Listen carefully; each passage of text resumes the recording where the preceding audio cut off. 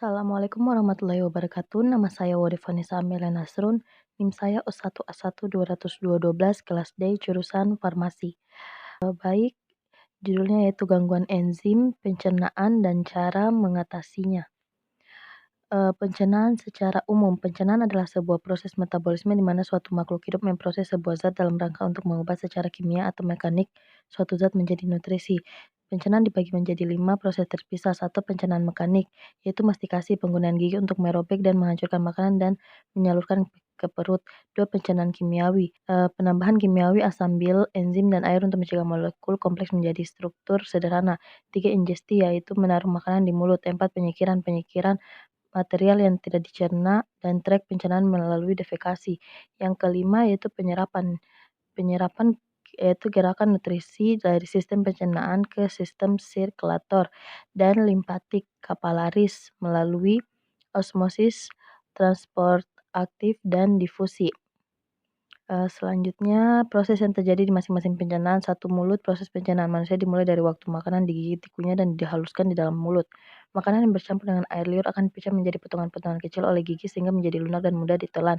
2. Kerongkongan esofagus. Makanan dan minuman yang ditelan akan melewati kerongkongan esofagus.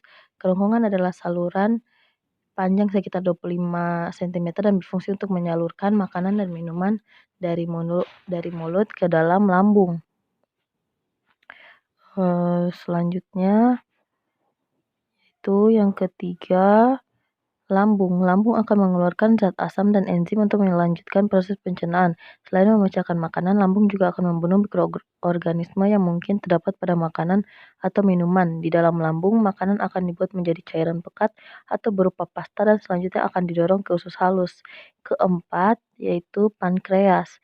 Pankreas bertugas menghasilkan enzim pencernaan seperti lipase, protase, dan amilase. Enzim tersebut akan dilepaskan oleh pankreas dan ikut bercampur dengan enzim pencernaan dari lambung.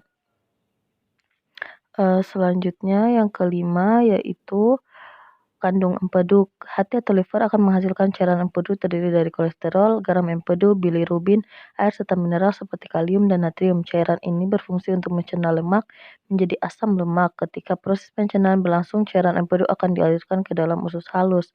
Yang keenam, usus halus. Usus halus terdiri atas 3 bagian yaitu duodenum, usus 12 jari, jejunum, usus kosong, dan ileum bagian terakhir dari usus halus. Ketiga bagian usus halus memiliki tugas masing-masing dalam memproses makanan. Duodenum untuk melanjutkan proses pemisahan makanan, sedangkan jejunum dan ileum untuk proses penyerapan nutrisi ke dalam aliran darah. Selanjutnya,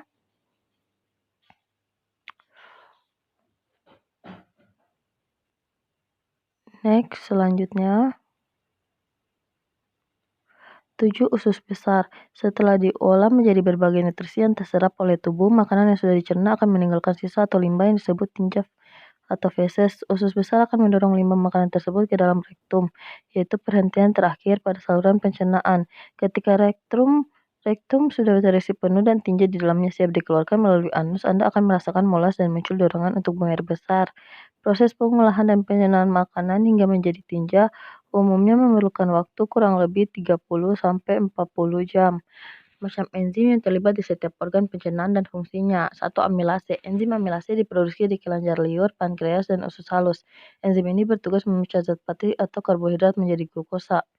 2. Protase. Enzim protase adalah enzim pencernaan bertugas untuk memecah protein dalam makanan menjadi asam amino atau amino asid.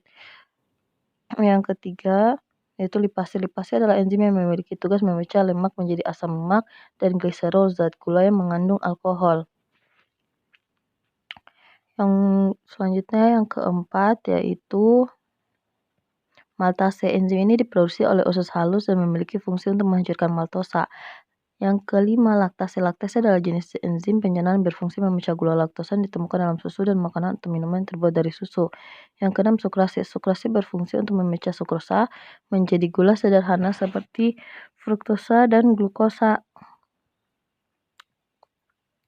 Selanjutnya, penyakit yang terkait enzim pencernaan. 1. Yaitu gangguan metabolik. Gangguan metabolik adalah suatu kejadian yang terjadi karena proses metabolisme yang gagal dan menyebabkan tubuh memiliki terlalu banyak atau terlalu sedikit zat yang penting agar tetap sehat.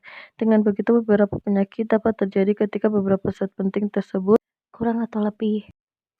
Selanjutnya cara mengobati gangguan metabolik. 1. Pengobatan gangguan metabolik. Ada beberapa jenis perawatan yang dilakukan untuk mengobati gangguan metabolik.